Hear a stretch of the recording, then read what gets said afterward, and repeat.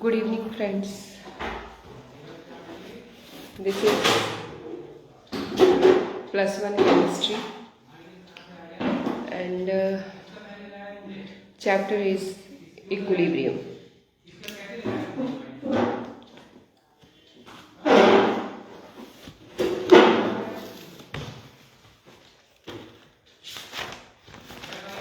Angel शुरू कर दिया स्कूल में ये चैप्टर? नहीं,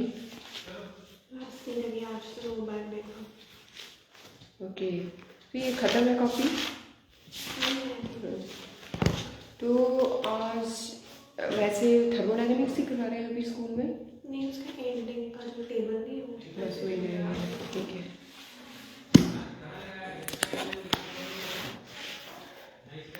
Chemical equilibria, important in numerous biological and environmental process.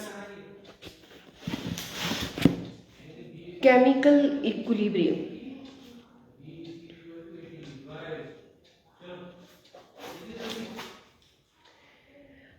आप जब देखोगे हम लोग सॉलिड को लिक्विड में कन्वर्ट करने की कोशिश करेंगे।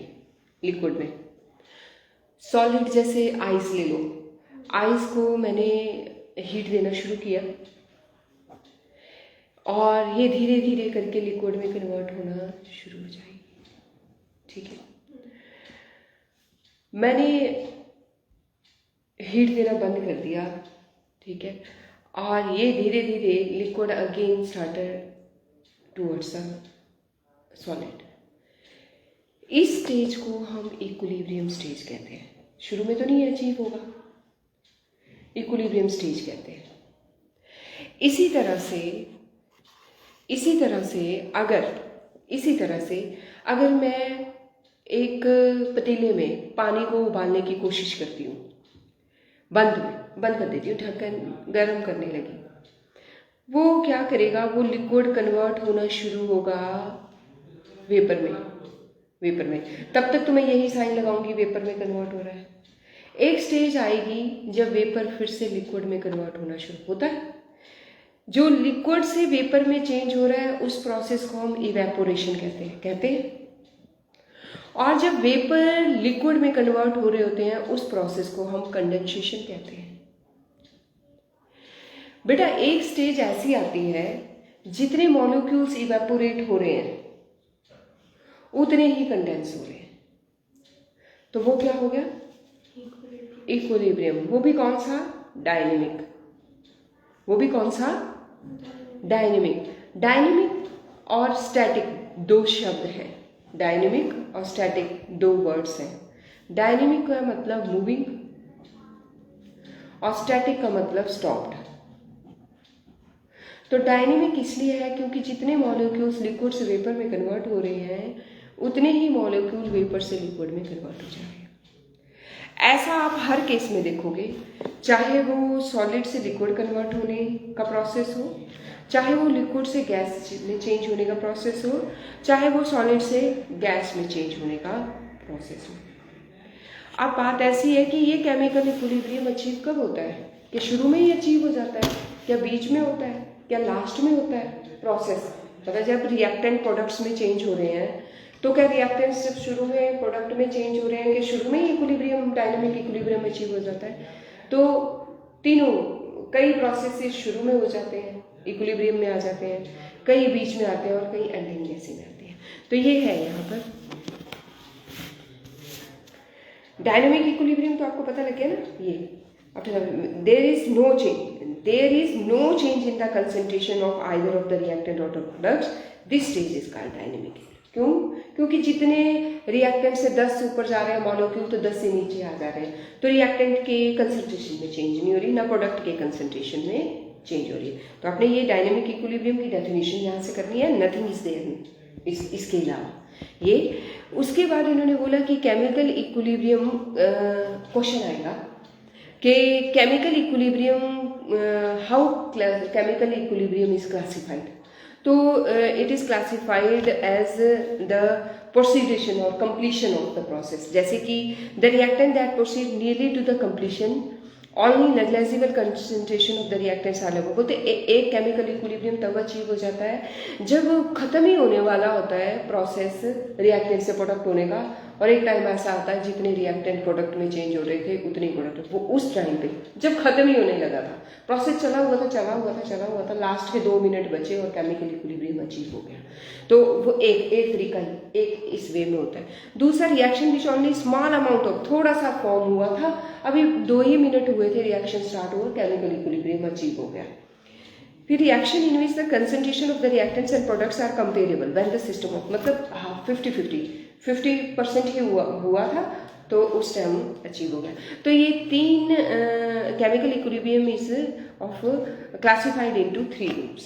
ठीक है, तो हमने अभी तक सिर्फ इतनी नॉलेज ली है कि डायनेमिक इक्विलिब्रियम क्या होता है और केमिकल इक्विलिब्रियम किस तरह से क्लासिफाइड है। हो गया, ये दोनों आपने याद करना है। तीसरा मैंने आपको बताया कि कई बार ना आयन, जिस रिएक्शन में आयन्स इन्वॉल्व होंगे और केमिकल इक्विलिब्रियम अचीव होगा, वो ज़्यादातर एक्वा सॉल्यूशन में, जैसे मैंने NaCl डाला पानी के अंदर, तो ये ब्रेक डाउन हो जाते हैं। तो ये जो कितने हुए, मतलब 50 टूटे और 50 रह गए, और इक्विलिब्रियम वो जितने ऊपर जा रहे हैं उतने नीचे आ रहे हैं, तो वो क्या होगा, आयनिक इक्विलिब्रियम। वो क्या होगा, आयनिक इक्विलिब्रियम। तो आपको ये 3 बातें अभी तक लर्न करनी है। और चौथा मैं बताऊंगी आपको कि equilibrium in physical processes. Physical processes कौन से होते हैं, लिक्विड का सॉलिड में चेंज होना, सॉलिड का लिक्विड में चेंज होना प्रोसेस, बोलते उस टाइम भी जब फेज ट्रांसफॉर्मेशन होती है तब भी इक्विलिब्रियम अचीव होता है, तब भी इक्विलिब्रियम अचीव। और उस टाइम क्या होता है, ये है इक्विलिब्रियम। इन डायनेमिक इक्विलिब्रियम कैसा, both the opposing process occur simultaneously का होता है एक साथ, मतलब जितने, अगर सॉलिड लिक्विड को चेंज हो रहा है, सॉलिड लिक्विड को चेंज हो रहा है, मतलब क्या हो रही है, मेल्टिंग हो रही है। तो बोलते कि मेल्टिंग भी होगी और फ्रीज भी होगा, मेल्टिंग भी होगी और फ्रीज भी होएगा, तो 2 अपोज फोर्सिंग एक साथ होंगी। तो उस टाइम जो डायनेमिक इक्विलिब्रियम होगा वो सॉलिड टू लिक्विड होगा। क्या होगा, solid to liquid. Both the processes, हाँ बेटा याद कर, सुनाया नहीं था मुझे, हाँ पहले बोलो, यहाँ बैठो, नहीं बैठो, ठीक है। Both the processes occurs at the same rate, सभी दोनों जो है सेम रेट से होंगे, और 2 अपोजिंग प्रोसेसेस होंगे, तो वो क्या होगा, केमिकल इक्विलिब्रियम। क्या होगा, मतलब एक तरफ मेल्टिंग हो रही होगी और दूसरी तरफ फ्रीजिंग हो रही होंगी, और दोनों प्रोसेस जो है ये साइमल्टेनियसली एक साथ हो रहे होंगे, और जितने मॉलिक्यूल्स फ्रीज हो रहे होंगे उतने ही लिक्विड में कन्वर्ट हो रहे होंगे। तो मैंने आपको इक्विलिब्रियम को बताने की कोशिश की, आप बता सकते हो आपको क्या पता चला है? स्टेज होती है जो कि फाइनल स्टेज से थोड़ा सा पहले आती है, इसमें जो रिएक्टेंट्स होते हैं वो ऑलमोस्ट, नहीं, फाइनल स्टेज से it's not necessary. 3 classified 3 groups है ना, फाइनल में ही नहीं आई है, शुरू में भी आ सकती है, नहीं शुरू बिगिनिंग में भी आ सकती है, बीच में भी आ सकती है और एंड में भी आ सकती है, तीनों बातें एक साथ कहो। हाँ, तो वो स्टार्टिंग में भी हो सकती है, वो मिडिल में भी हो सकती है, वो एंड में भी हो सकती है। और उसमें जो रिएक्टेंट्स होते हैं वो प्रोडक्ट्स में चेंज होने होते हैं, लेकिन एक इक्विलिब्रियम वो स्टेज होता है जिसमें वो फिर से वापस रिएक्टेंट में कन्वर्ट हो सकता है, रिवर्सिबल हो सकता है। हो सकता नहीं है, होता है। और जितने मॉलिक्यूल्स जो हैं, नहीं, इक्विलिब्रियम वो स्टेज है जब 2 अपोजिंग फोर्सेस एक साथ हो रही होती हैं, एक बराबर मॉलिक्यूल्स जो है वो चेंज हो रहे होते हैं अपोजिंग फोर्स में। जैसे अपोजिंग फोर्स मतलब सॉलिड लिक्विड की तरफ कन्वर्ट हो रहे हैं, 10 कन्वर्ट हो रहे हैं, तो लिक्विड से 10 मॉलिक्यूल जो हैं वो सॉलिड की तरफ कन्वर्ट हो रहे हैं, उस स्टेज को इक्विलिब्रियम कहेंगे। और ये हर रिएक्शन के लिए स्पेसिफिक है, हर रिएक्शन के लिए ये स्पेसिफिक वैल्यू आएगी। केमिकल इक्विलिब्रियम को Kc से रिप्रेजेंट करेंगे, और ये जो K है ये केमिकल इक्विलिब्रियम, और ये सब रिएक्शन के लिए इसकी वैल्यू अलग होगी। समझ रहे हो, कईयों की वैल्यू कम होएगी तो मतलब ये जल्दी अचीव हो गया, किसी Kc की वैल्यू जब हाई होएगी तो इसका मतलब ये एंड में अचीव हुआ केमिकल इक्विलिब्रियम। और अगर K की वैल्यू मतलब मीडियम की हुई, ना 100 पूरी हुई, ना 1 पे 50 पे है, तो वो मतलब हाफ वे होने पर वो इक्विलिब्रियम अचीव हुआ है। इक्विलिब्रियम अचीव हुआ है क्या मतलब जितने उस टाइम वो सिचुएशन आ गई कि 10 मॉलिक्यूल अगर इवेपोरेट हो रहे हैं तो 10 ही कंडेंस हो जाते हैं, तो दस ही, और ये फिजिकल प्रोसेसेस में हर जगह एप्लीकेबल है। चाहे सॉलिड से लिक्विड में कन्वर्ट होने की बात हो तो धीरे लिक्विड सॉलिड में कन्वर्ट होगा एक टाइम पे। दूसरी जगह लिक्विड जब गैस में कन्वर्ट हो रहा होगा तो गैस भी वेपर में कन्वर्ट हो रही होगी, तो वो स्टेज हो सकता है कि वो शुरू में आ जाए, वो बीच में आ जाए, वो एंड में आ जाए, ठीक है, वो स्टेज। और तीसरा जो था वो था गैस सब्लिमेशन, सॉलिड का सीधे गैस में चेंज होना।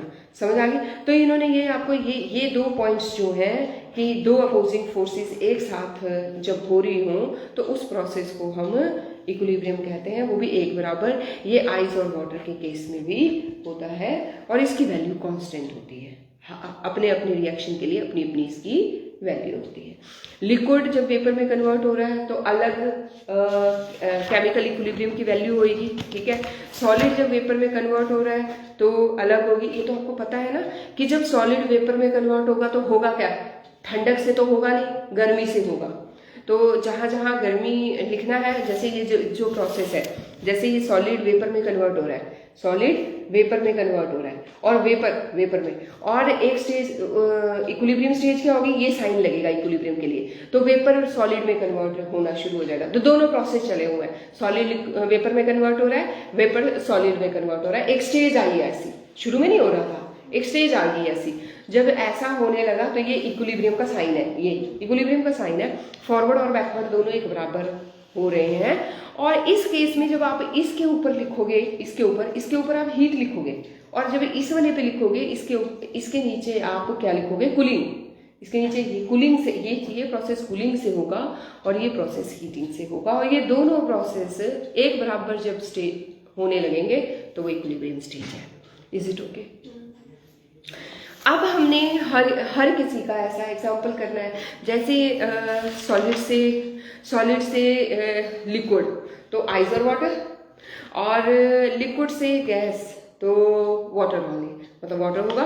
और सॉलिड से गैस हम कोई भी ले सकते हैं, नैप्थलीन बॉल्स ले लो, कैम्फर ले लो, ठीक है। सॉलिड से वेपर में आयोडीन ले लो, आयोडीन सॉलिड जो है I2 solid converts into I2 vapors on heating, and slowly a time will come when it will again changes to solid, यानी साइमल्टेनियसली ये अपोजिंग फोर्सेस चलेंगी, और इसे हम क्या कहेंगे, इसे हम कहेंगे इक्विलिब्रियम, केमिकल इक्विलिब्रियम। तो इसका एग्जांपल भी बस कुछ नहीं करना है आपने, ये लिखा तो इन्होंने बहुत लेंथी है, बट इसमें आपने ये हेडिंग के साथ ये एग्जांपल और एक इसको डिफाइन करने का प्रोसेस। इसी तरह से लिक्विड वेपर इक्विलिब्रियम की डेफिनेशन और लेना क्या क्या है वो, और इसी तरह से आपने सॉलिड लिक्विड इक्विलिब्रियम में ये दो पॉइंट्स और ये डेफिनेशन।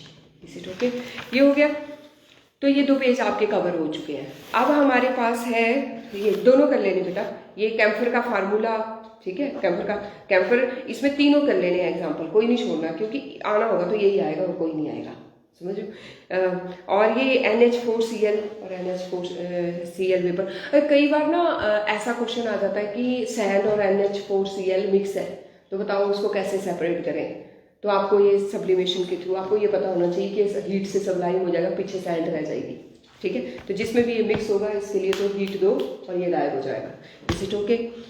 इसके बाद मेरे पास है equilibrium involving dissolution of the solid और गैसेज इन लिक्विड।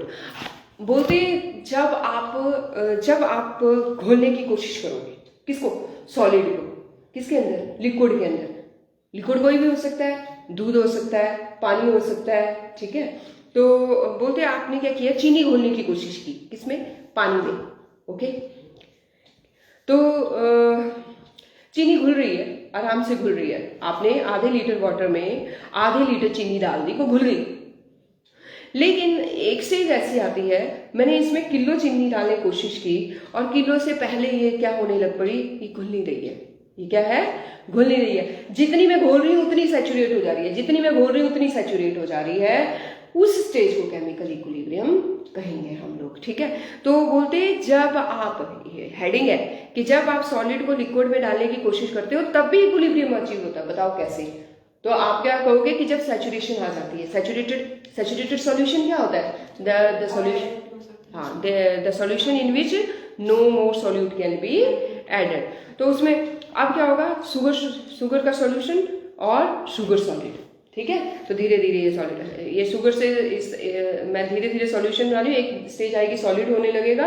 अगर मैं इसको हीट प्रोवाइड कर दूंगी टेम्परेचर, फिर से ये लिक्विड की तरफ जाने की कोशिश, तो एक स्टेज आएगी। अगर मैं ऐसे ही मेंटेन करती हूँ, 10 मेरे लिक्विड से शुगर में कन्वर्ट हो जा रही है, और कई बार वो ही शुगर जो है वो सॉलिड में कन्वर्ट हो जा रही है, उस स्टेज को फिर मैं सॉलिड इन लिक्विड इक्विलिब्रियम कहूँगी। क्या कहूँगी? Solid in liquid equilibrium. तो सॉलिड इन लिक्विड में एक डेफिनेशन एंड उसके साथ एक एग्जांपल। इसी तरह से आप करोगे गैसेस इन लिक्विड। आपने देखा है कुछ नहीं है, ये कोक्स क्या है? गैस है। क्या है? गैस को प्रेशर के साथ भर दिया हुआ है। अंदर हमारे घर में सिलेंडर है, वो क्या है?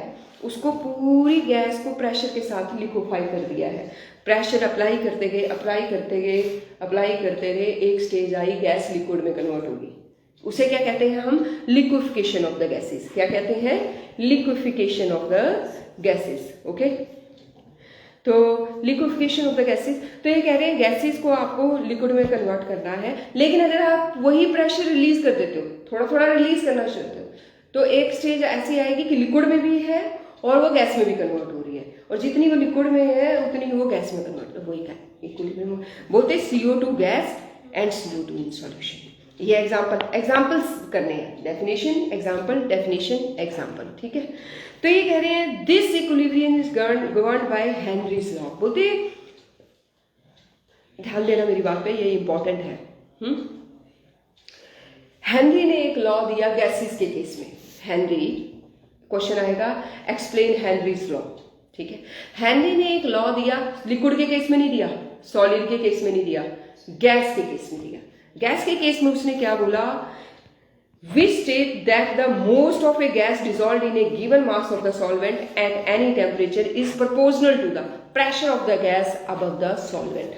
बोलते मेरे पास सॉल्वेंट था और मैं एक गैस इस सॉल्वेंट के अंदर घुसाना चाहती हूँ। बोलते आप वो कितनी घुसेगी वो इस बात पे डिपेंड करता है कि आप प्रेशर कितना अप्लाई कर रहे हो। ज्यादा प्रेशर, ज्यादा वो मिक्सअप हो जाएगी सॉल्वेंट के अंदर, और कम प्रेशर वो कम होएगी, और नो प्रेशर वो नहीं घुसेगी उसके अंदर। जैसे ही हम लोग कोको कोला खोलते हैं ऐसे करके, वो क्या होता है, सॉल्वेंट के अंदर हमारी वो फिज साउंड निकलती है, ऐसे करके सारी बाहर निकल जाती है। वो गैस होती है सारी, वो क्या थी, वो प्रेशर से डाली हुई थी, जैसे आपने प्रेशर रिलीज किया वो फिज साउंड के साथ बाहर आ गई। तो हेनरी ने ये बोला कि जितना ज्यादा सॉल्वेंट के ऊपर गैस का प्रेशर रहेगा उतना ही ज्यादा वो सॉल्वेंट के अंदर घुसेगी। यही अलाउ, मैंने क्या बोला? आपने बोला था कि जो गैस होगा उसका मास जो होगा in relation to the mass of the solvent, वो उतना होगा जितना प्रेशर वो गैस लगाएगा सॉल्वेंट के ऊपर। गलत बोल रहे हो, ध्यान से सोच के बोलो आप क्या बोल रहे हो। मतलब मैंने क्या बोला, मतलब आप इससे क्या बोल, ये मास उतना होगा क्या, किसके अंदर होगा? सॉल्वेंट। किस चीज का? गैस का। मास ऑफ द गैस उसमें प्रोपोर्शनल होगा जितना प्रेशर होगा। मास ऑफ द गैस, ठीक है, कि वो फिर से बोलो, एक बार फिर से बोलो। जो गैस है उसका मास जो सॉल्वेंट की घुली हुई गैस का मास सॉल्वेंट के अंदर प्रोपोर्शन होगा जितना प्रेशर होगा उस गैस में, जितना प्रेशर से वो हाँ। अब ये जो आपने गैस को सॉल्वेंट में डालने की कोशिश की है प्रेशर अप्लाई करके, ये टेम्परेचर के साथ भी रिलेटेड है। जितना उसमें टेम्परेचर भी कूल करना पड़ेगा, ठंडा रखना पड़ेगा, प्रेशर हाई और टेम्परेचर भी डिक्रीज करना पड़ेगा, ठीक है। तो this amount decreases with the increase of the temperature. बोलते हैं अगर आपने टेम्परेचर बढ़ा दिया ना तो ये नहीं घुलेगी, तो आपने दोनों पे काम करना है, टेम्परेचर पे भी और प्रेशर पे भी। क्लियर है? प्रेशर को बढ़ाना है और टेम्परेचर को घटाना है तो गैस डिसॉल्व हो जाएगी। Is it okay? तो इसके बाद ये कह रहे हैं, और इसका एग्जाम्पल साथ में, ये एग्जाम्पल हेनरी लॉ हो गया। अब ये कह रहे हैं, इसको पूरा पूरा पढ़ेंगे हम। The soda water bottle is sealed under pressure of gas. Soda water seal की जाती है पूरी तरह से, उसमें गैस डाली जाती है। When it is it's solubility in water is high, जैसे ही हाई होती है ये पूरी तरह से घुल जाती है। आ जाओ बेटा, आगे वाले पेजेस करो। As soon as the bottle is open some of the dissolve carbon, जैसे ही वो खुलती है कार्बन डाइऑक्साइड इवॉल्व होना शुरू हो जाती है। To reach a new equilibrium, ध्यान देना, इक्विलिब्रियम कब आएगा? A new equilibrium condition required for the lower pressure namely its partial pressure is in the atmospheric. This is how the sodium, कब तक? जब तक वो एटमोस्फेरिक प्रेशर तक नहीं पहुंच जाती तब तक वो प्रेशर रिलीज करती रहेगी। तो to achieve the new equilibrium of the pressure, पहले वो जब गैस सॉल्वेंट के अंदर डाली गई थी तो अलग इक्विलिब्रियम अचीव हुआ था गैस के प्रेशर का और सॉल्वेंट का, और जब वो जो रिलीज कर दी गई तब प्रेशर का इक्विलिब्रियम कब अचीव होगा? एटमोस्फेरिक प्रेशर के साथ जब वो मैच करेगा तब जाके वो रुकेगी, नहीं तो वो निकलती रहेगी। ठीक है, तो ये कह रहे हैं कि this is how the soda water is bottle well left open to air sometimes turns flat. तो आप देखोगे कई बार वो खत्म भी हो जाती है रिलीज करते करते, अगर प्रेशर मैच नहीं किया। तो it can be generalise that for solid liquid equilibrium, solid liquid, अभी गैस की बात खत्म हो गई है, solid liquid equilibrium there is only one temperature melting at one atmospheric at which the two phases can coexist. If there is no exchange of heat with the surroundings, the mass of the two phases remains constant. बोलते अब हम उठाते हैं, हमने gas की बात खत्म कर दी, गैस और सॉल्वेंट की बात खत्म हो गई, बात चल रही है सॉलिड और लिक्विड की। किसकी बात चल रही है? सॉलिड और लिक्विड। बोलते जब सॉलिड लिक्विड इक्विलिब्रियम कब अचीव होगा? जब सॉलिड मेल्ट करेगा और लिक्विड की तरफ को जाएगा, और लिक्विड एक स्टेज ऐसी आए कि लिक्विड फिर से सॉलिड की तरफ को कन्वर्ट हो, और वो कब होगा? जब कूलिंग भी साइड से होने लगेगी तब। तो ये कह रहे हैं there is only one temperature, तो बोलते वो एक ही टेम्परेचर होगा जब वो केमिकल इक्विलिब्रियम अचीव होगा, केमिकल इक्विलिब्रियम को अचीव करने की स्टेज होगी। और उस केस में आपको क्या करना पड़ेगा? हीट, सॉलिड को जो हीट देकर के आप मेल्ट कर रहे थे उतनी उसको थोड़ा सा कम करना पड़ेगा, release exchange of the heat with the surrounding remains constant. ठीक है, तो इसी तरह से लिक्विड जब वेपर इक्विलिब्रियम में होगा उस टाइम भी आपको टेम्परेचर कांस्टेंट करना पड़ेगा। तो कहते हैं जब भी इक्विलिब्रियम अचीव होगा उस टाइम क्या करना है आपने? उसी को मेंटेन रखने के लिए टेम्परेचर को कांस्टेंट कर देना है। क्या करना है? चाहे कोई भी हो, सॉलिड लिक्विड इक्विलिब्रियम के टाइम भी टेम्परेचर कांस्टेंट रखना है, और लिक्विड वेपर के इक्विलिब्रियम में भी टेम्परेचर कांस्टेंट रखना है, और गैस के इक्विलिब्रियम में भी टेम्परेचर। और जब आपने गैस को सॉल्वेंट के अंदर डिसॉल्व करना है तब भी आपने टेम्परेचर कांस्टेंट रखना है। क्लियर है आपको कि इक्विलिब्रियम अचीव करने के लिए आपको कौन सी कंडीशन फिर चाहिए प्रोसेस होते वक्त? तो ये आपको दोबारा बताया गया है, यही समाप्त किया गया है सारा। ठीक है, इसके बाद है मेरे पास जनरल का, ये बहुत इंपॉर्टेंट क्वेश्चन है, ये आता है 3 नंबर में। ये 3 मार्क्स का क्वेश्चन आता है कि give the general characteristic of equilibrium involving physical processes. अभी तक इन्होंने केमिकल इक्विलिब्रियम के बारे में कोई बात नहीं की है, ये सॉलिड लिक्विड गैस के फेसिस के बारे में बात कर रहे हैं, तो ये फिजिकल प्रोसेसेस के बारे में बात कर रहे हैं।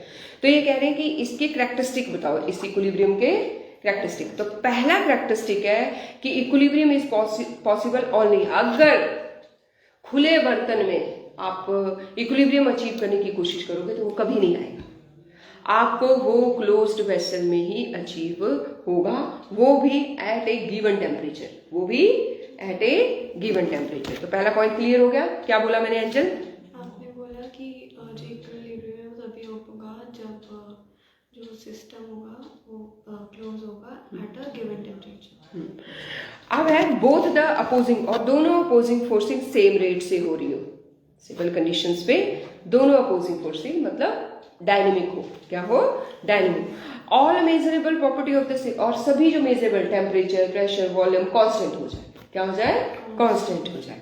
फिर when the equilibrium is attained for a physical process it is characterised by constant value. बोलते जब इक्विलिब्रियम अचीव हो जाएगा तो उसकी एक वैल्यू निकलती है, उसकी एक वैल्यू निकलती है, उसे हम क्या कहते हैं, के, उसे हम केमिकल इक्विलिब्रियम के से रिप्रेजेंट करेंगे। और ये सबके लिए अलग होगा, ये इंडिकेट करेगा और ये वैल्यू इंडिकेट करेगी कि वो इक्विलिब्रियम केमिकल फिजिकल प्रोसेस के दौरान कब हुआ। कम वैल्यू हुई, जल्दी अचीव हो गया, हाई वैल्यू हुई, chemical equilibrium late achieve. Is it okay? तो मुझे ऐसा लगता है कि कल आरोही को भी आने देते हैं, मैं चैप्टर ज़्यादा करवा दूंगी तो फिर मेरे को फिर से करवाना पड़ेगा, है ना। तो आप इसके बेस पे जो क्वेश्चंस हैं, जैसे ये 4 पॉइंट आपको याद करने हैं, ये डेफिनेशन आपको याद करनी है, ये 3 पॉइंट्स याद करने हैं और हर किसी के ये पॉइंट्स बताने हैं, ये मुझे सुना दोगे। हेनरीज लॉ याद करना है ना। हेनरीज लॉ के ऊपर कुछ क्वेश्चंस होंगे।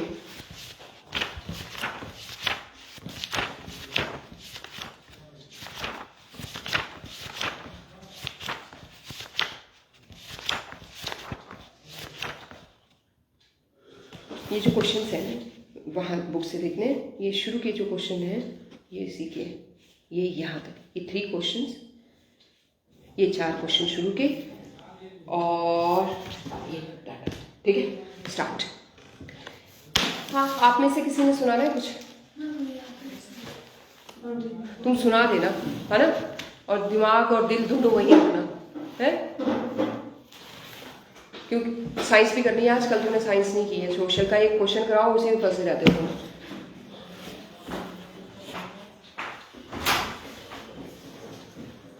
क्या चल रहा है? अरे प्रूव कर रहे हैं, बताओ। कैसे बनेगा? लॉन्ग और रेक्टेंगल में डिफरेंस क्या है? ये जो आपने बात की वो मैं कर रहा हूं, ये वाली साइड से इक्वल नहीं है, इक्वल नॉर्मल है, तो रेक्टेंगल में भी 45 इक्वल हो ही जाएगा। इधर 90 डिग्री प्रूव करना ही है, यहां पे ये वैल्यू प्रूव करने के लिए उन्होंने मतलब क्या कुछ ऐसे ही कर रहे हो। ये जितने भी क्वेश्चन है ना, चलो दोनों सुनाओ। अरे एक हो जाएगा। PQR को पहले प्रोग्राम प्रूव करते हैं। चलो जल्दी से करवा। पूरा चैप्टर कर लिया आपने निरंतर? कितना हुआ? आज तुम थके थके क्यों लगे? बंद कर दो इसको। क्या हुई तो भाग के गया, तो इसको तो बेटा इसका ऑपरेट हुआ है। तभी मैं थक गया। मैंने स्कूल ही नहीं तब भी पढ़े क्या हो? वो जो चार्ट दिए थे वो भी लर्न नहीं हुआ तुमसे। पेपर है, वो नहीं समझ आ रहा कि भाई मेरा टेस्ट है बायो का। बातें करा लो, मैं तो स्कूल नहीं गया। किया क्या? वो तो मैंने कल ही करवा दी थी यहाँ बैठ के लर्न। मैंने क्वेश्चन आंसर किए? सुन लेती हूँ। मैं बस हमारे चैप्टर की बैक्टीरिया फंजाई,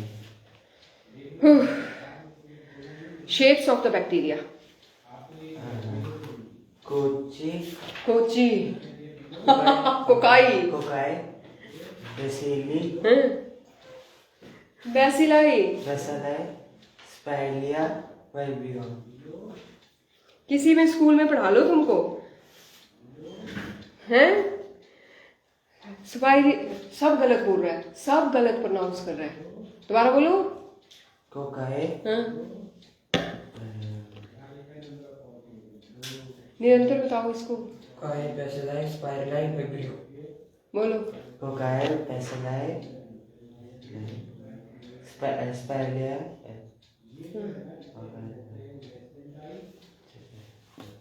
वाइबियो।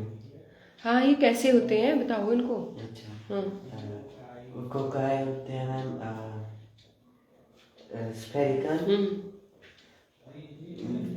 बेसिलिया होते हैं बेसाइली बेसिलाई। बेसिलाई, स्पेलिंग क्या लिखोगे फिर? हाँ।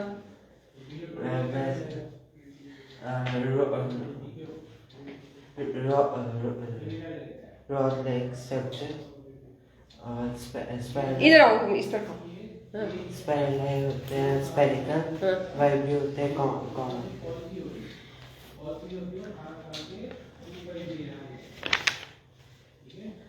स्ट्रक्चर एक्सप्लेन करना बैक्टीरिया का। In bacteria, there is a protoplasm.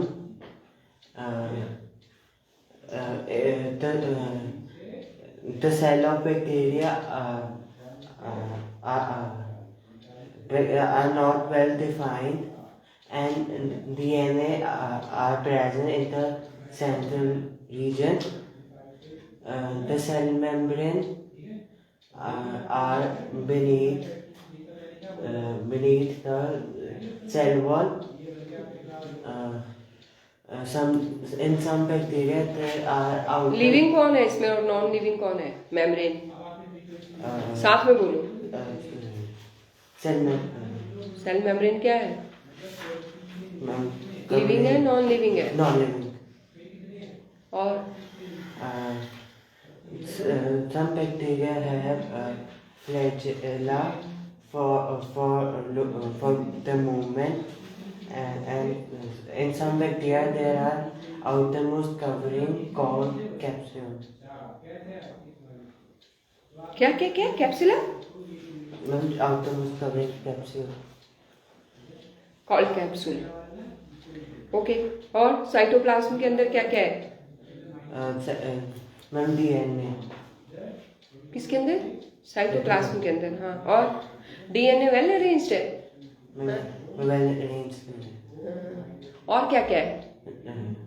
सब कुछ बताओ ना, मुझे क्यों पूछना पड़ रहा है? DNA मैम सेंट्रल रीजन में। और बताओ, और क्या क्या है?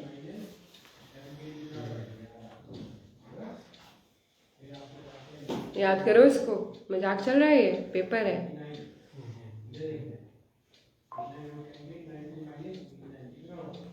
Antibiotics, what are antibiotics? Antibiotics is a chemical substance which are produced by living microorganisms which can stop or kill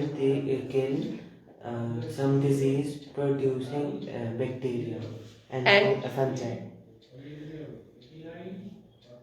Name the first antibiotic. Penicillin. Who discovered it? Alexander Fleming. Okay.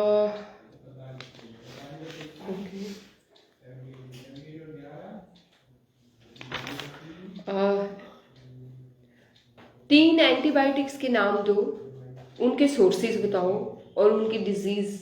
मैं chart में किया मैंने। क्यों? हाँ, सपना है तुम्हें, ये नहीं आएगा पेपर में? फिर कुछ भी छोड़ दोगे बीच में अपनी मर्जी से? ये नहीं चलेगा, याद करो उसको। सीरम क्या होते हैं? Serum Serum are blood plasma which remove fibrinogen.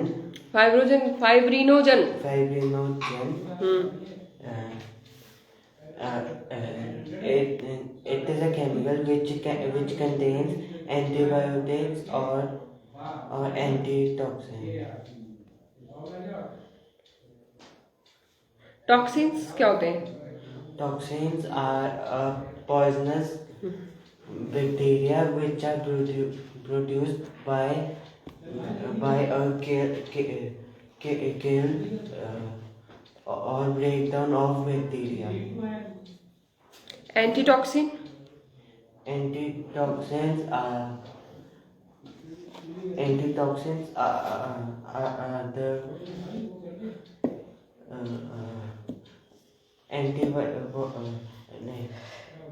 antitoxins proper definition ही है। तो और क्या करना था?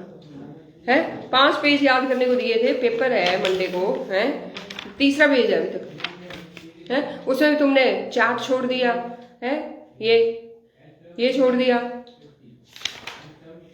यहाँ तक 15 मिनट है तुम्हारे पास, 15 मिनट।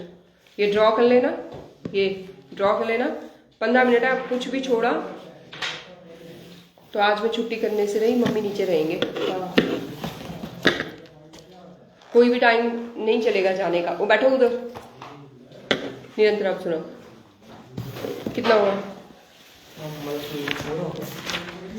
ये पूरा यहाँ तक नहीं, यहाँ तक पूरा हाँ यहाँ तक ये पूरा प्रिजर्वेशन तक आपने पीछे से स्टार्ट किया चैप्टर नहीं? पूरा नीचे स्टार्ट कर। मैं वीडियो आपको ही वैसे भी नहीं ऐसे नहीं, पूरा रिवाइज करेंगे। ये सब कुछ किए? मेरे ऑर्डर नॉट इन सिलेबस लिखा है सामने काट के। मुझे नहीं पता है, ये मैंने उसको बोला है कि पढ़ना है, एक रीडिंग लेनी है इसकी। हाँ मैंने पढ़ा है ये, बट फिर भी इसकी एक रीडिंग लेनी है। 3 एंटीबायोटिक्स के, चारों एंटीबायोटिक्स के नाम, उनके सोर्सेज और किस डिजीज में वो काम आते हैं। पेनिसिलिन पहला एंटीबायोटिक है, penicillin paracetamol, it cures diphtheria and tetanus. अगला सेप्टोमाइसिस ग्रीसियस। ऑरिफेशियस। मैम सेप्टम वो दूसरे में है। सॉरी हाँ सही बोलो हाँ। Streptomyces gracious, it cures tuberculosis. Chlorotetracycline, Streptomyces aurefaciens, it cures typhoid. And erythromycin, Saccharopolyspora, erythria, it cures rickettsial fevers. Vaccine क्या होती है? Vaccine Vaccine is the preparation of a dead or weakened germ substances. और रहने दो इसको। आप बताओ antitoxin क्या होते हैं?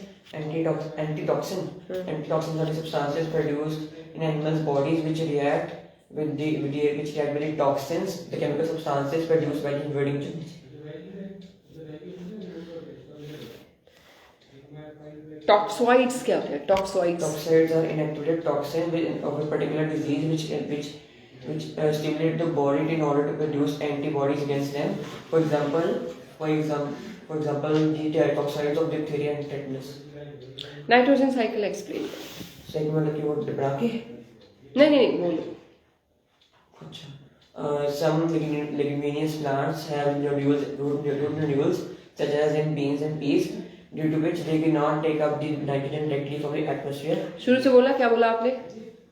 Some leguminous plants have root nodules nodules in the roots, such as in beans and peas, due to which they cannot take up the nitrogen directly from the atmosphere. Instead, require nitrates and nitrites that are converted by certain bacteria such as Clostridium and Azotobacter. These bacteria are known as nitrogen fixing. Rhizobium कहाँ गया? Clostridium, rhizobium की आपने बात ही नहीं की कहीं पे। Clostridium, Azotobacter and Rhizobium. These bacteria take atmospheric nitrogen, convert them to nitrates and nitrites, which can be easily taken up by the leguminous plants. आपने ये नहीं बोला कि ये इसके नोड्यूल में ऑलरेडी रहते हैं जो लेगुमिनियस प्लांट्स होते हैं। राइजोबियम जो है, शुरू इसकी लाइन ही यही है कि rhizobium are the bacteria which lives in the nodules of the some of the plants such as known as leguminous plants। यहाँ से बात स्टार्ट होनी थी। आगे बोलो। certain free living bacteria such as Clostridium and Azotobacter are some kinds of bacteria that take up the atmospheric nitrogen and convert them into nitrates and nitrates. ये respectively है ये जो एजोबैक्टर है Nitrates. Converts it to the ammonia की बात ही नहीं करी थी तुमने। अमोनिया की बात ही नहीं की है। क्या हो रहा है? करो इसको, टेक योर सीट। नहीं यहीं पे चेयर ले लो, वो निकालो chair.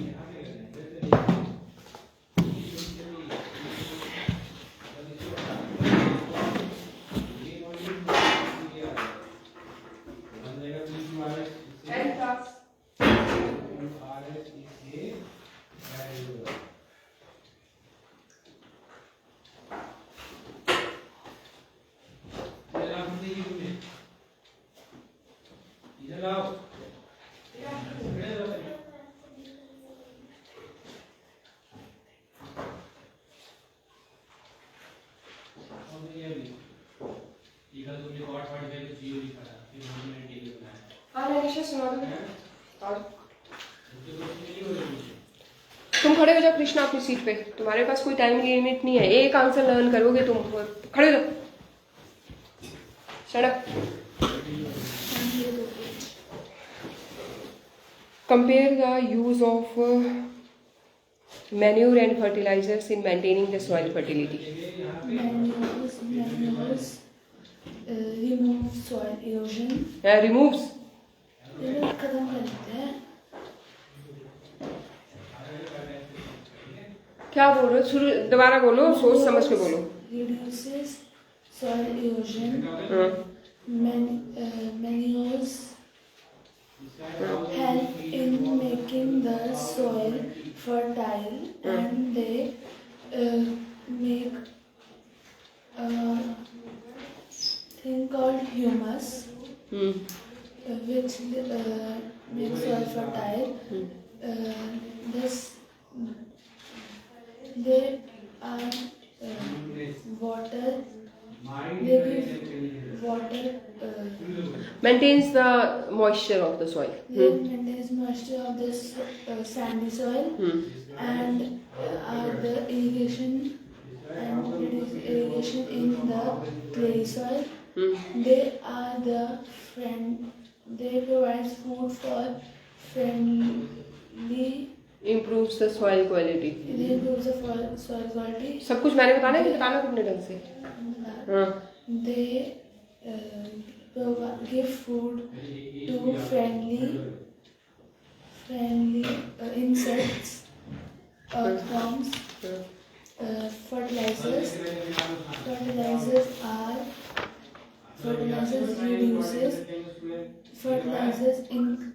make the soil powdery, and increases the soil erosion. They increase the rate of soil erosion. Fertilizers make the quality of soil poor, and hence the roots do not get more oxygen. Fertilizers soil को dry कर देते हैं. make the soil dry. जहाँ पे manure humidity maintain करती है, गीला रखती है मिट्टी को, जिससे कि गीलापन मतलब वो मॉइस्चर मिलता रहता है प्लांट को, वहाँ ही अगर दूसरी तरफ देखा जाए तो फर्टिलाइजर्स मिट्टी को ड्राई कर देते हैं और पौधों को पानी लिक्विड नहीं महसूस होता और वो ग्रो नहीं कर पाते इतने अच्छे. Fertilizers make the soil dry and increase the rate of acidic or basic. Fertility गिरा देंगे. आगे give examples of the bio fertilisers and bio pesticides. Biofertilizers, blue-green algae, or biopesticides like neem and turmeric. Name some sustaining cropping pattern techniques. Cropping pattern techniques. Mixed cropping. Mixed cropping.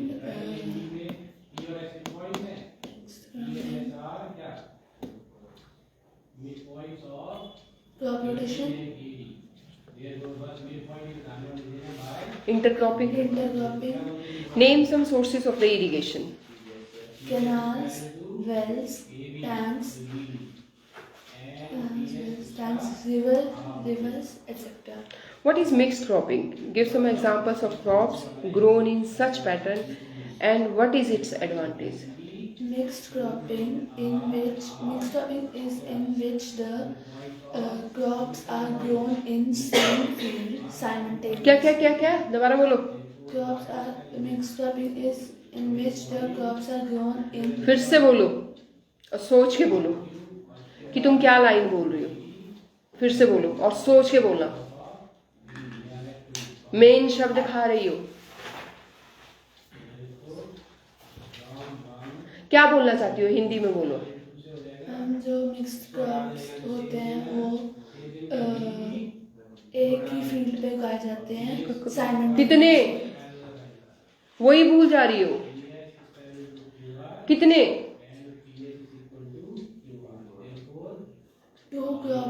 To और मोर. दोबारा बोलो. In mixed cropping, the crops are 2 or more crops are grown in same field simultaneously. simultaneously. For example? For example, wheat plus gram, wheat plus mustard, and groundnut plus sunflower. ठीक है. How do plants get nutrients? Plants get nutrients from air, soil, water, sunlight. आप छुट्टी. ये notebook से हो गया पूरा? Yes. कल अभी बुक और से कराएंगे बाद में. बुक से कराऊंगी. हाँ सुना दो, साइंस भी करनी है.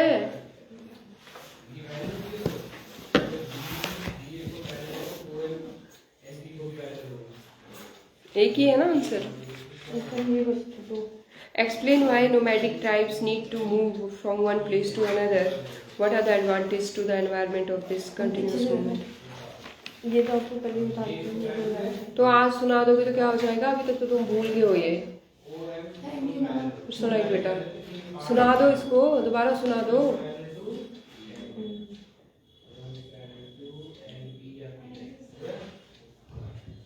कृष्णा एक तुम ही बच्चे हो जो तुम एक आंसर याद करते हो 1 घंटे में.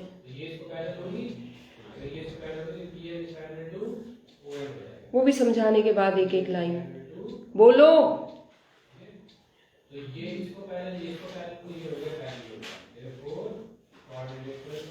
Climatic condition.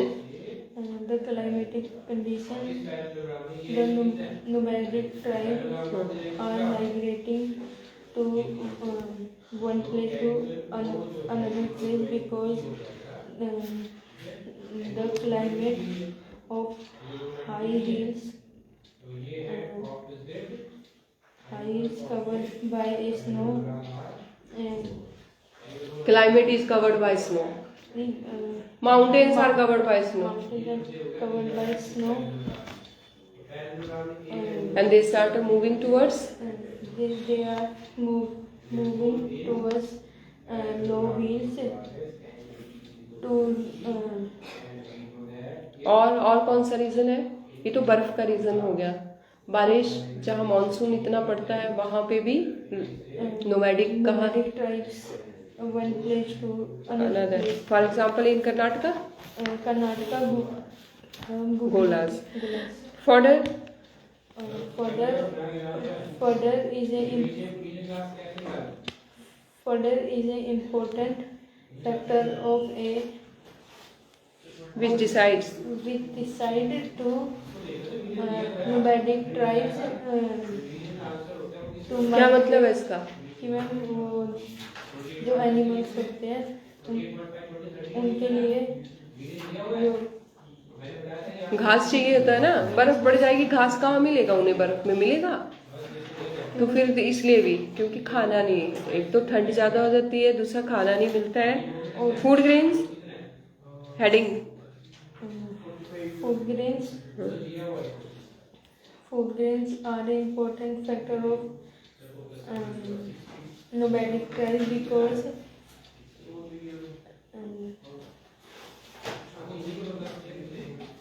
high hills no provide no available food. Food grains बोलो. फूड तो फॉडर तो हो गया. ये impact on the environment of the continuous movement, इसका पार्ट दूसरा आंसर का बोलो.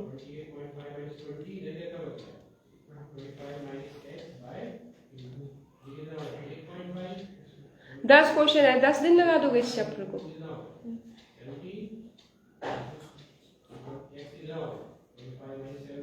है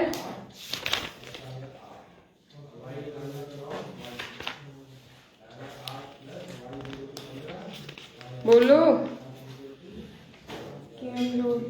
कि मैम क्या? मुझे समझाओ, मैं तुम्हें समझाऊं, तुम मुझे समझाओ. याद कौन करेगा? ये क्वेश्चन करवा दिया मैंने तुम्हें? और ये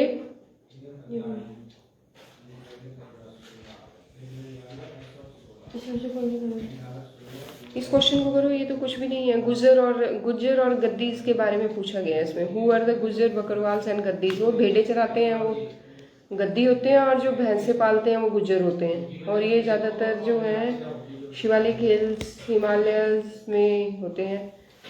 एनिमल्स पालते हैं, ये है, ठीक है। ये करो, ये क्वेश्चन करो, ये तो करवा दिया मैंने, उनका मेन काम ये करवाया मैंने। ये दोनों क्वेश्चन रिवाइज करके फटाफट सुनाओ, इस हिसाब से 10 दिन लग जाएंगे इसमें। 10th क्लास आ जाओ, चलो आगे 10th क्लास, चलो आज कंप्लीट करना चाहिए।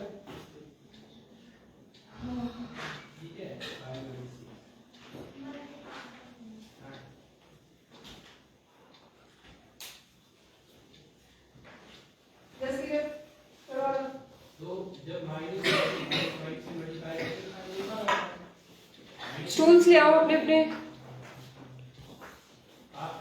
स्टूल्स ले आओ क्योंकि यहाँ 2 ही हैं। हाँ कराओ।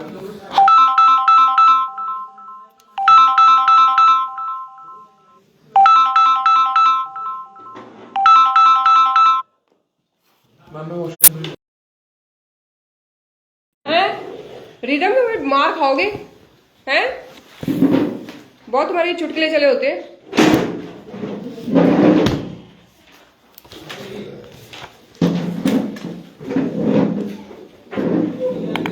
दरवाजे बंद कर दो।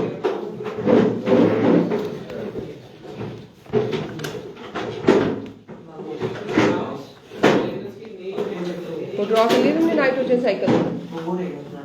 बनाओ ना तब बोलो, उसके बाद पूरा मतलब पूरा पीछे के क्वेश्चन आंसर भी होने चाहिए। फिर मैं सुनने लगी ना, फिर से मुझे नहीं चाहिए कोई प्रॉब्लम।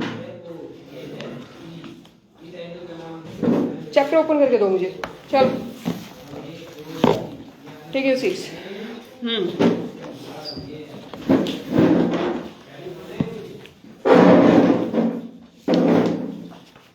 आज चैप्टर मेरी तरफ से खत्म है और आपको लर्न करने को अगले 5-10 दिन लग जाएंगे, ठीक है।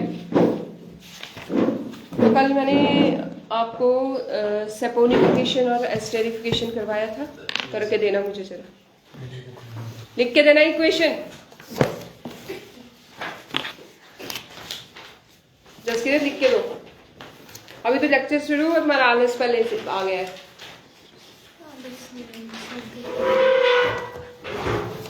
बेटा चेक करवाया तुमने? ये चेक करवाओ, इसको एनिंग लगेगी। लग गई है? वही लग गई है। हाँ? साफ दिखता है? साफ दिखता है?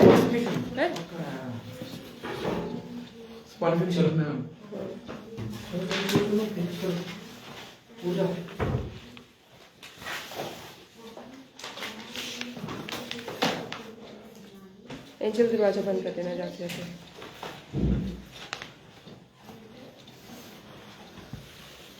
सेपोनिफिकेशन और एस्टेरिफिकेशन जल्दी जल्दी करके दो, फिर मैंने आगे पढ़ाना है।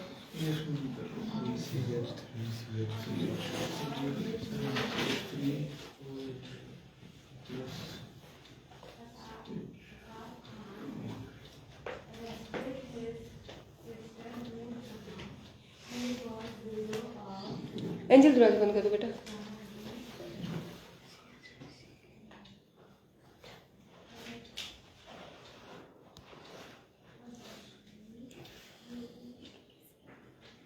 दिवजो, जिस हिसाब से तुम लर्न कर रहे हो, तुम्हें छुट्टी होने से रही आज।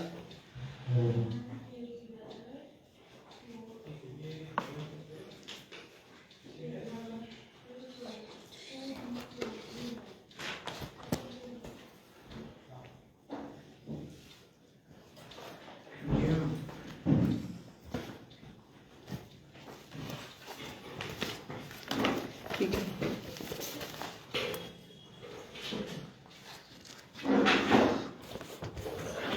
ये कितने ओ है?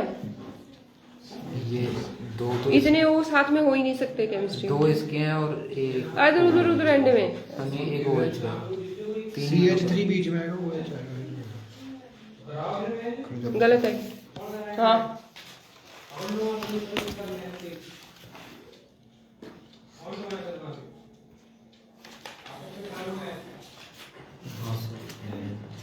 ये क्या बनाया? क्या है ये? लिया क्या यहाँ पे? ऐसे बन जाएगा ये? तुम्हें याद ही नहीं है जसकीरत? सॉरी, वो OH दोनों साइड से कर दिया। बुक कहाँ है तुम्हारी? देखो उसको खोलो, दोबारा बताओ। वो मैंने इधर भी ओएच लगा दिया, एन ए लगाना है, ओएच पहले वाले में लगेगा। हाँ एस्टरिफिकेशन करो, एस्टरिफिकेशन कर तो दे। स्टार्ट में कुछ एक बार देख। हाँ निदम, ये जो है बुक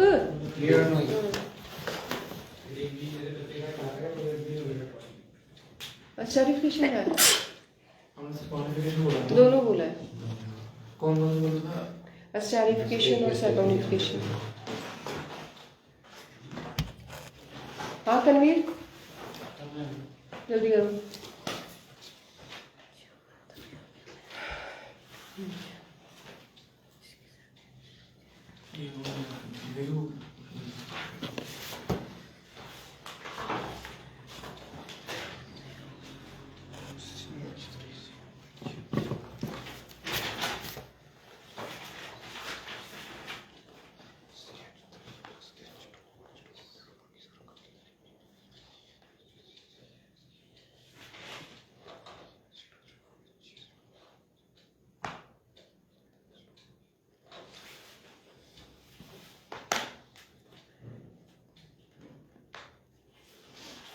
तनवीर एक भी नहीं दिखाया,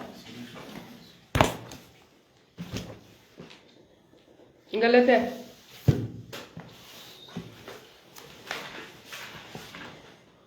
आज फिर से यहीं से स्टार्ट करना है तुमने, ये दोनों पहले प्रैक्टिस करनी है, उसके बाद दिखानी है। तनवीर और तमन और रिदम और जसकिरत, जो गुरशान ने दिखा दिए।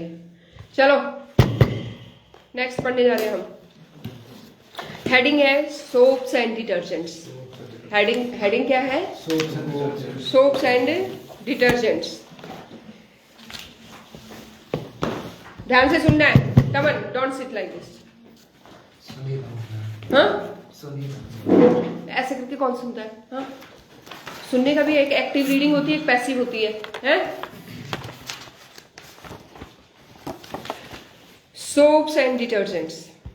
मैं ऐसे पढ़ाऊं, ऐसे सोप्स एंड डिटर्जेंट्स है। जितना फोकस मुझे पढ़ाने को चाहिए उतना आपको सुनने को भी चाहिए।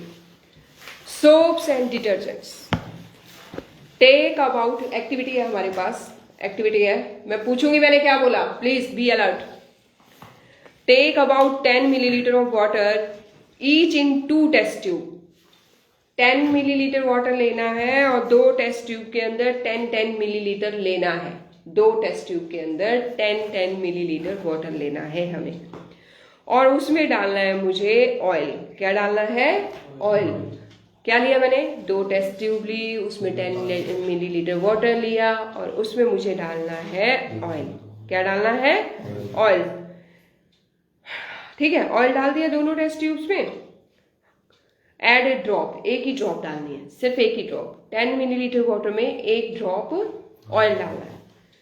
To test tube B add a few drops of the soap solution. बोलते बी टेस्ट ट्यूब के अंदर क्या करो आप? सोप सॉल्यूशन डालो।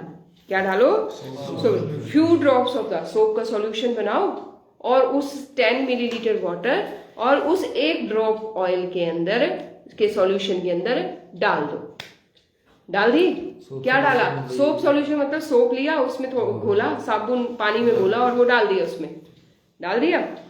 Now shake both the test tube vigorously. जोर जोर से उसे कुछ टाइम के लिए हिलाओ, दोनों को, ए को भी और बी को भी, दोनों को हिलाना है vigorously. Can you see the oil and water layers separately in both the test tube immediately after you stop shaking them? क्या आपको ऑयल और वाटर की लेयर सेपरेटली दिखेगी इमीडिएटली आफ्टर द, जैसे ही आप शेकिंग स्टॉप करोगे? क्या ये जो लेयर थी ऑयल की ये ऊपर रह जाएगी और वाटर नीचे रह जाएगा? ऐसा कुछ होगा? तो कह रहे हैं leave the test tube undisturbed for some time and observe. और उसको अनडिस्टर्ब रखो और ऑब्जर्व करो। हाँ, एक टेस्ट ट्यूब के अंदर आपको ऑयल की लेयर ऊपर दिखेगी, ठीक है? सोप वाले सॉल्यूशन के अंदर ऑयल की लेयर आपको ऊपर दिखेगी, दूसरे में नहीं। अब क्वेश्चन है, अब हमारे पास है ये एक्टिविटी का क्या कारण था आपको समझाने का। और ये जो साबुन है ये किस तरह से काम करता है, कपड़े के डर्ट जो फंसा होता है, ऐसा कैसे हो जाता है कि मेरे पूरे सूट के अंदर एक जगह एक धब्बा ऑयल गिरा है और जब मैं उसको धोती हूँ तो वो साफ होता है। तो ऐसा साबुन क्या करता है, ऐसा साबुन क्या करता है या डिटर्जेंट क्या करता है, उस डर्ट के ऊपर वो कैसे काम करता है वो हम देखेंगे। Is it okay? तो कह रहे हैं ये 5 नंबर का क्वेश्चन आएगा, 5 नंबर का बोर्ड में, कि give the functioning of soap and detergent. Okay, let us start. This activity demonstrate the effect of the soap in the cleaning.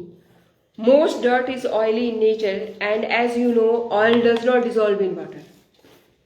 ठीक है, तो ये कह रहे हैं कि ज्यादातर जो डर्ट होते हैं ना वो ऑयल की वजह से ही होते हैं, जो कपड़े पे डर्ट होते हैं वो ऑयल की वजह से ही होते हैं। और ऑयल घुलता नहीं है पानी के अंदर, ऑयल घुलता नहीं है पानी के अंदर। उसको घोलने के लिए आपको किसकी मदद लेनी पड़ेगी? सोप की। किसकी मदद लेनी पड़ेगी? सोप की। बात यहां से स्टार्ट होती है, आपका 5 नंबर का क्वेश्चन आ गया और आपका आंसर स्टार्ट हो गया। आपका आंसर यहां से स्टार्ट हुआ, most of the dirt is oily in nature and oil does not dissolve in water. The molecule of the soap are the sodium or potassium salts of the long chain of carboxylic. Underline this line.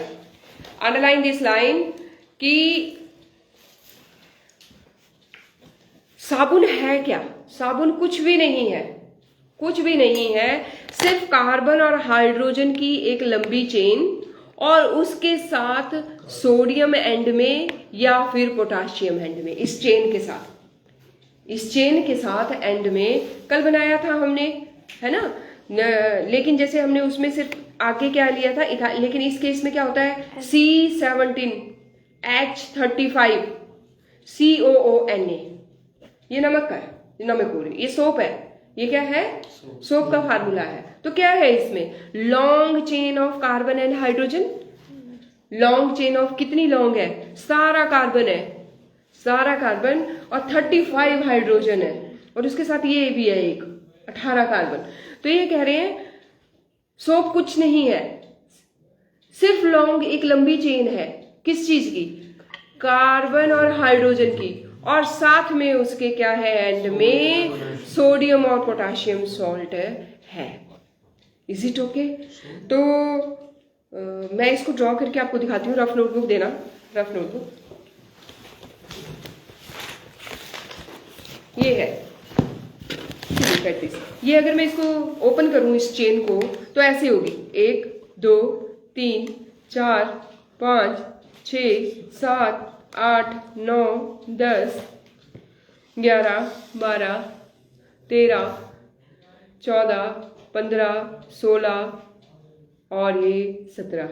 इसके साथ ऐसे ही hydrogen, इधर को सबके साथ hydrogen लगा के and में COONA। तो ये लास्ट वाला पार्ट अलग से काउंट होगा इसमें। सोप का ये एक पार्ट ये है और सोप का एक पार्ट ये है। एक एच कम है, जो भी है, मैंने एच की तो बात ही नहीं की अभी तक। मैं तो ये कह रही हूँ कि इस तरह से वो स्ट्रक्चर होगा, है ना? तो इस तरह से वो स्ट्रक्चर होगा पूरा। और ये जब आप इसका टोटल करोगे तो ये क्या होगा? C17, और यहाँ 2 2, हर कार्बन पे 2 2 2 2 H लगेंगे, 34 होंगे और एक पे 3 होएगा। तो इस तरह से क्या हो जाएगा? ये H35 हो जाएगा और ये COONA पॉजिटिव। इस ये है फार्मूला किसका? साबुन का। किसका फार्मूला है ये? साबुन का। तो डेफिनेशन आपको क्लियर होगी कि साबुन क्या है? The molecules of the soap और the soap consist of sodium और पोटाशियम सॉल्ट। है सोडियम होगा यहाँ या पोटाशियम होगा? सोडियम और potassium salt and long chain of carboxylic acid. ये long chain of carboxylic acid है, एंड में इसमें CO नेगेटिव है और ये Na प्लस है। इसको तो कह दिया कि सोडियम सॉल्ट है, और इसके साथ ये पूरी इस कार्बोक्साइलिक ग्रुप के साथ एक लॉन्ग चेन है। किसी को कोई डाउट, कोई प्रॉब्लम? तो बताओ मैंने क्या बोला गुरशान? कि जो सोप्स होते हैं मोस्ट ऑफ पोटेशियम या सोडियम बेस्ड होते हैं, और हमने फॉर एग्जांपल लिया C17H35 और COONA, और उसका हमने डायग्राम बनाया जिसमें C17 होता है सिंगल लाइन में और हर एक के साथ 2 H होते हैं 34 और लास्ट तो क्या है, मतलब सम अप करोगे तो क्या है, long chain of carbon and hydrogen consisting of carboxylic group and at the end of the chain there is sodium और potassium. The ionic end of the soap interacts with the water. ये जो आयनिक and है, ये आयनिक and है, आयनिक है, ये negative और ये पॉजिटिव है, ये पानी के साथ इंटरेक्ट करेगा। ये किसके साथ इंटरेक्ट करेगा, वाटर के साथ। तो ये क्या है, वाटर लवर। क्या है ये, वाटर लवर। ध्यान देना मेरी बात पे, ये वाटर लवर है। तो इसे हम क्या कहते हैं, हाइड्रोफिलिक।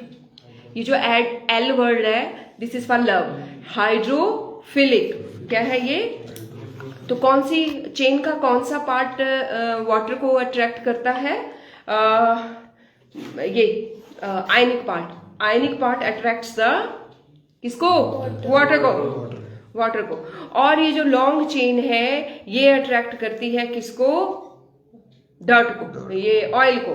ये किसको अट्रैक्ट करेगी, ऑयल को। ये वाटर को अट्रैक्ट करेगी, ये जाएगा बाहर की तरफ। ये किसकी तरफ, बाहर की तरफ को, क्योंकि बाहर की तरफ होगा पानी। देखो ये है हमारे पास डर्ट, ठीक है, और ये ध्यान देना मेरी बात पे, ये है ये है आयनिक पार्ट, और ये है टेल। ये पता क्या है, ये long chain of carbon and hydrogen C17H35 ये, और ये है गंध। ये है सोडियम आयनिक पार्ट जो बाहर की तरफ को रहेगा, जिसे हम हेड कहते हैं, और इसे हम कहते हैं टेल, जो कि अंदर की तरफ को रहेगा। और इस तरह से head tail head tail head tail head tail इसको जकड़ लेगी पूरी तरह से, इस ऑयल के पार्टिकल को पूरी तरह से जकड़ लेगी। और जैसे ही आप इसको एजिटेट करोगे, मशीन भी एजिटेट ही करती है, ऐसे ऐसे करके हिलाएगी, वो तो लग चुका उसके साथ जा करके। जैसे मशीन ने उसको घुमाया वैसे वो टूटना शुरू हो गया, वो मॉलिक्यूल टूटना शुरू हो गया और वो पानी में घुलना शुरू हो गया। अदरवाइज तो नहीं घुलता है, लेकिन सोप के साथ सोप ने इसको इस तरह से जकड़ा, सोप के मॉलिक्यूल्स ने। और सोप का मॉलिक्यूल क्या है, सिर्फ एक हेड और एक tail. Tail is made up of long chain of carbon and hydrogen and head is made up of ionic part. तमन मैंने क्या बोला, आपने ये बोला कि जो डर्ट होती है, जो आयनिक पार्ट होता है वो सोप का हेड होता है, और जो कार्बोक्सिलिक एसिड होता है, कार्बन वाला पार्ट, वो उसकी टेल होती है, और टेल वाला पार्ट होता है वो जो डर्ट पार्टिकल होता है। मैंने आयोनिक पार्ट बोला, आयनिक में वो सोडियम head हो गया। प्लस भी आ रहा है। हाँ जी, सोडियम या पोटेशियम सॉल्ट, हाँ, वो हेड वाला पार्ट हो गया। और जो टेल वाला पार्ट है वो जो डर्ट पार्टिकल है उसके साथ जाके चिपक जाएगा, और उसके बाद जब मतलब जैसे वॉशिंग मशीन वगैरह या हम हाथ से कपड़ों उसको को एजिटेशन कहते हैं। एजिटेट, जब शब्दों को कैच किया करो बोलते हो। जब एजिटेट होगा कपड़ा, तो उससे जो डर्ट पार्टिकल्स हैं वो अलग होकर वाटर के अंदर मिक्स हो जाएंगे। और ये जो स्ट्रक्चर तैयार हुआ है पूरा, जिसने चारों तरफ से घेर लिया है डर्ट को, इसे हम मीजल कहते हैं। मीजल, इसे हम क्या कहते हैं, मीजल। क्वेश्चन आएगा what are micelles, separate 2 number में। 5 नंबर का तो आएगा explain cleaning action of the soap, साबुन कैसे साफ करता है कपड़े को, वो एक्सप्लेन करके दो, वो तो आएगा 5 नंबर में। अगर वो नहीं पढ़ा क्वेश्चन, तो क्वेश्चन आएगा व्हाट आर मीजल्स। तो मीजल्स क्या है, मीजल्स क्या है, स्ट्रक्चर तो है, कैसा structure, soap after reacting with dirt. हाँ बताओ ना, प्रेजेंस ऑफ वाटर। बताओ स्ट्रक्चर के बारे में। Long chain of the carbon and hydrogen. It consists of long chain of carbon and hydrogen, and the ionic part of sodium and It consists of many chains of carbon which in center have dirt particles. Rhythm, It consists of rhythm. Question क्या पूछा? अच्छा, question नहीं पता तुमको, 2 बंदे answer दे चुके हैं, तुम्हें क्वेश्चन का पता नहीं है। मीजल्स क्या होते हैं,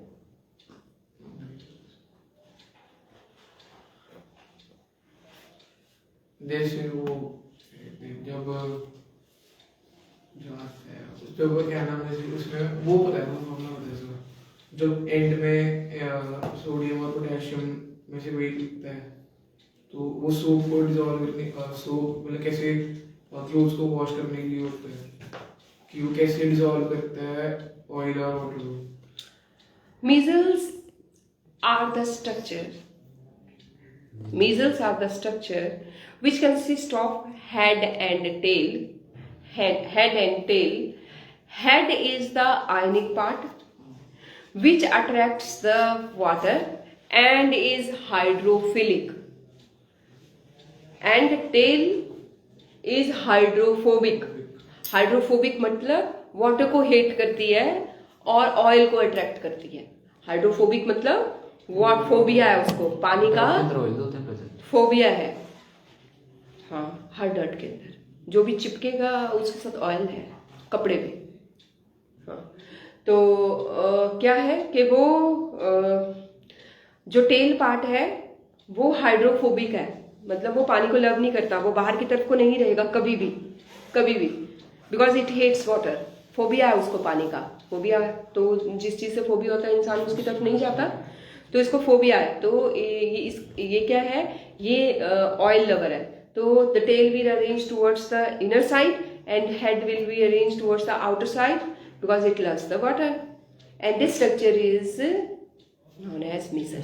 सिर्फ हमने मीजल बताना था ना, ये तो नहीं बताना था कि वो क्या काम कर रहा है. तो this structure is called micelle. हो गया?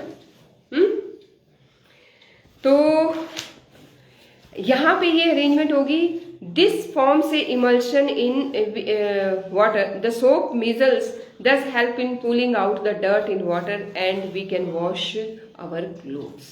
बोलते ये इमल्जन बना देगा. क्या बना देगा? Forms an emulsion in water. एक तरह से इमल्जन बना देगा. वाटर के अंदर अरेंजमेंट बन गई है, आपने बस मूवमेंट देनी है और जैसे ही वो मूव करेगा वैसे वो ब्रेक डाउन.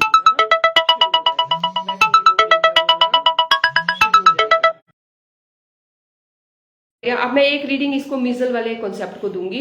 और soaps are molecules in which the two ends have a different properties. Soap कुछ नहीं है, सिर्फ उसमें दो एंड्स हैं और उन दोनों एंड्स की अलग अलग प्रॉपर्टी है. एक वाटर लविंग है जिसे हम वाटर हाइड्रोफिलिक कहेंगे, जो कि वाटर के साथ इंटरेक्ट करेगा.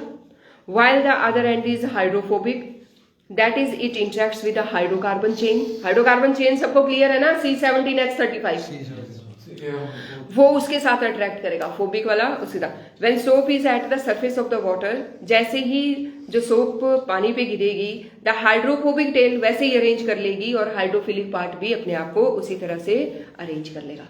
मतलब अरेंज कर लेगा मतलब हाइड्रोफोबिक टेल अंदर की तरफ को प्रोट्रूड कर देगी और हेड जो है वो बाहर की तरफ को. These molecules have unique orientation that keeps the hydrocarbon portion out of water. बोलते हैं ये बड़े आराम से अपने आप को अरेंज करेंगे, ये ओरिएंटेशन पूरी कंप्लीट होगी और हाइड्रोकार्बन पार्ट को अंदर की तरफ को रखेंगे क्योंकि ये हाइड्रोफोबिक है. टेल अंदर की तरफ को, इंटीरियर की तरफ को क्लस्टर कर जाएगी, आयनिक पार्ट बाहर को कर जाएगा, मीजल बन जाएगा. Soap in the form of micelle is able to, इसी फॉर्म में सोप जो है कपड़े को साफ करने में कैपेबल होता है, इसी फॉर्म में. ठीक है. measles, the measles stay in the solution as colloid and will not come together to precipitate because of ion-ion repulsion. The dirt suspended in the measle is also easily बोलते. अब बाहर, अब जैसे ही इसको वो करेंगे, आयन जो CO नेगेटिव है और Na ये एक दूसरे के साथ जो है क्या होने लगेंगे, इजिली रिपल करने. आयन एक दूसरे को रिपल्शन, पॉजिटिव नेगेटिव पार्ट जो है एक दूसरे को रिपेल करने लगेंगे, हाइड्रोफोबिक और हाइड्रोफिलिक पार्ट, और डर्ट जो है सोप के साथ सस्पेंड हो जाएगा और बाहर निकल जाएगा. ये तो थी सोप की बात. पर आजकल हम सोप यूज ही नहीं करते. नहाने के लिए तो करते हैं, कपड़े धोने के लिए तो हम डिटर्जेंट्स ही करते हैं, डिटर्जेंट्स. तो डिटर्जेंट्स और सोप में अगर बात की जाए तो सोप जो डिटर्जेंट्स हैं वो ज़्यादा अच्छा कपड़ा साफ करते हैं. डिटर्जेंट्स ज़्यादा अच्छा कपड़ा साफ करते हैं, लेकिन द थिंग इज दैट कि जो डिटर्जेंट है, रिदम सुन लो मेरी बात को, जो डिटर्जेंट है वो डिस्पोज नहीं होता. मतलब बैक्टीरिया उसको नहीं खाते. बैक्टीरिया उसको नहीं खाते और वो पॉल्यूशन कॉज करता है। वो क्या करता है? जबकि साबुन पॉल्यूशन कॉज नहीं करता, साबुन पॉल्यूशन कॉज नहीं करता। हाँ, मतलब वो हाँ, जो उसको डिस्पोज ऑफ करने के लिए बैक्टीरियाज हैं, मतलब माइक्रो ऑर्गेनिजम्स हैं, मतलब माइक्रो ऑर्गेनिजम्स कुछ माइक्रो ऑर्गेनिजम्स उनको खाना पसंद करते हैं और मिट्टी में मिला देते हैं और मिट्टी से वो फिर से एब्जॉर्ब होकर के तरह तरह के प्लांट्स के थ्रू एब्जॉर्ब हो सकते हैं, लेकिन डिटर्जेंट्स नहीं, डिटर्जेंट्स नहीं होते। ठीक है, तो डिटर्जेंट्स ये इनका साइड इफेक्ट है। मतलब सोप बायोडिग्रेडेबल है, तोड़े जा सकते हैं लाइफ की मदद से, माइक्रो ऑर्गेनिजम्स की मदद से, जबकि डिटर्जेंट्स क्या है? Non biodegradable. इतना सब कुछ होने के बावजूद हम नॉन बायोडिग्रेडेबल चीजें ही इस्तेमाल करते हैं, जबकि हमें पता है कि ये हमारी मृत्यु को न्योता दे रहे हैं, डिटर्जेंट्स भी और प्लास्टिक भी, लेकिन फिर भी हम इनका यूज कर रहे हैं क्योंकि हमको दिमाग दिया हुआ है ना भगवान ने। ठीक है, जानवरों को नहीं दिया है तो वो प्लास्टिक नहीं खाते। ठीक है, तो take about 10 millilitre of distilled water, take about 10 millilitre of the distilled water, activity है हमारे पास। Take about 10 millilitre of distilled water, rain water, and 10 millilitre of the hard water. एक हमने हार्ड वाटर लिया। हार्ड वाटर क्या होता है? जिसमें हाथ को साफ करते रहो और लेदर निकलता ही नहीं। वो जो झाग जैसा होता है वो जाएगा ही नहीं, वो जो फिसलन जैसी होती है वो जाएगी ही नहीं हार्ड वाटर में। किसमें नहीं जाएगी? हार्ड वाटर में। तो एक में 2 टेस्ट ट्यूब लेनी है, एक में हमने डिस्टिल्ड वाटर लेना है और एक में हमने वगैरह हैंडपंप्स होते हैं। हाँ, तो उनसे मतलब नहीं होते हादसा? नहीं, ऐसा तो कुछ नहीं है। इट डिपेंड्स के हार्ड वाटर कहाँ अवेलेबल। कई बार नल में भी आने लग पड़ता है, यहाँ पे हार्ड वाटर जाता ही नहीं झाग। उसमें हार्ड वाटर कुछ नहीं होता ऐसा सच। उसमें क्या होता है, जहाँ सोडियम होता है ना, जहाँ सोडियम है उसकी जगह वहाँ क्लोरीन है और उसकी वजह से वो साफ नहीं हो पाएगा। ये जो सल्फेट और ये क्लोरीन चीजें होती हैं वो अगर सोडियम को हटा के वहां लग जाएं तो फिर साफ नहीं होता और उसी को हम हार्ड वाटर कहते हैं और कोई प्रॉब्लम नहीं होती। ठीक है, निरंतर कहाँ है? ओके, तो take about 10 millilitre of the distilled water. ठीक है, कौन सा? एक में लेना है डिस्टिल्ड वाटर और दूसरे में हमने लेना है हार्ड वाटर। ठीक है, इन सेपरेट टेस्ट ट्यूब ले लिया। Add a couple drop of soap, दोनों में सोप सॉल्यूशन डाल दो, दोनों में डाल दो। तो एक में क्या होगा ये बता रहे, और उनको शेक करो जोर जोर से वाइब्रेशनली, और उनको रख दो। आप क्या देखोगे, वो जो लेयर है ऑयल की वो ऊपर नहीं आएगी हार्ड वाटर में। क्यों? हार्ड वाटर अपना काम नहीं करेगा क्योंकि जो जिसने फंक्शन करना था, जो सोडियम था वो है ही नहीं उसमें, वहां कुछ और। तो ये इसके बाद है मेरे पास टेक, लेकिन अगर आप यही काम हार्ड वाटर में डिटर्जेंट डाल के करोगे ना तो वो निकाल दो। डिटर्जेंट स्ट्रॉन्ग होता है लेकिन नॉन बायोडिग्रेडेबल है, डिटर्जेंट स्ट्रॉन्ग होगा। तो ये दोनों एक्टिविटी आपको बताने के लिए की है कि कौन ज्यादा स्ट्रॉन्ग है अपना काम करने में। Have you ever observed while bathing that foam is formed with difficulty and insoluble substance scum remains after washing with water? देखा आपने? इनसॉल्युबल सब्सटेंस को क्या बोलते हैं? क्वेश्चन आएगा स्कम क्या होता है 1 नंबर में। तो insoluble substance which is formed with the hard water, वहां पे क्या होगा? This is caused by the reaction of the soap with the calcium and magnesium salt. ये साल्ट है, ये कैल्शियम और मैग्नीशियम। होता क्या है सोप में? क्या होता है? सोडियम और पोटाशियम। ये नहीं है दोनों ही, ये नहीं है। उस जगह क्या है? सोप कैल्शियम और मैग्नीशियम सॉल्ट है which cause the hardness of the water. अब वो पानी में जब डलेगा ये वाला सोप जिसमें मैग्नीशियम पोटाशियम नहीं है और जिसमें सोडियम नहीं है, उसकी जगह क्या है? कैल्शियम और मैग्नीशियम है। वो पानी को क्या कर देगा? हार्ड कर देगा। और उसको साफ करने के लिए फिर बहुत सारा पानी चाहिए होगा। स्कम क्या होता है ये क्वेश्चन आएगा। क्वेश्चन क्या बन गया? स्कम। हाँ, और वो स्कम क्यों फॉर्म हुआ? ऐसा कौन सा सोप था? क्या सोप में ऐसा क्या था जो वो स्कम फॉर्म हुआ? समझ आ गई बात? ये है क्वेश्चंस जो बन रहे हैं यहाँ पर। क्लियर है? This problem is overcome by using another class of the compound. बोलते ऐसा आमूमन हो जाता है कि हार्ड वाटर में सोप्स काम नहीं करते और ज़्यादातर नलकों में हार्ड वाटर हर दूसरे तीसरे दिन आता रहता है। तो ये कहते हैं ये प्रॉब्लम सॉल्व करने के लिए लोग क्या करते हैं, डिटर्जेंट्स इस्तेमाल कर लेते हैं, क्योंकि कपड़े नहीं साफ हुए सोप से, फिर हार्ड वाटर था। तो अब क्या है, वो इस प्रॉब्लम को कैसे खत्म करते हैं, ओवरकम मतलब खत्म करना, by using detergents for the clean. Detergents are generally sodium salts of sulphonic acid. ये किसके हैं, सल्फोनिक एसिड और अमोनियम सॉल्ट, ठीक है, with chloride and bromide ions. यहाँ ध्यान देना, मैं वो कृष्णा जाओ, पायस नहीं आया है, फोन करके बुलाओ उसको, ठीक है। तो मैं फिर से मैं अपना रिवाइज कर ली हूँ, एक जगह मैं गलत हो गई थी, वहां मैं अपने आप को करेक्ट करूंगी अभी। वो है सारी बुक्स, ठीक है, आप मुझे डिस्टर्ब मत करना। एक जगह मैं गलत हो गई थी, मैं दोबारा अपने आप को करेक्ट कर रही हूँ और आपके दिमाग में बातों को डालने की कोशिश कर रही हूँ। स्कम फॉर्म होता है जब हार्ड वाटर होता है, हार्ड वाटर होता है, और हार्ड वाटर में क्या है, कैल्शियम और मैग्नीशियम आयन से सोप उस पर काम नहीं कर पा रहा। डिटर्जेंट्स जो है, डिटर्जेंट्स में सोडियम नहीं है लास्ट में, डिटर्जेंट्स में सोडियम नहीं है लास्ट में, चेन वही है, कार्बन और हाइड्रोजन की चेन वही है, CO भी वही है, लेकिन जहां Na+ है वहां पे SO4 नेगेटिव है।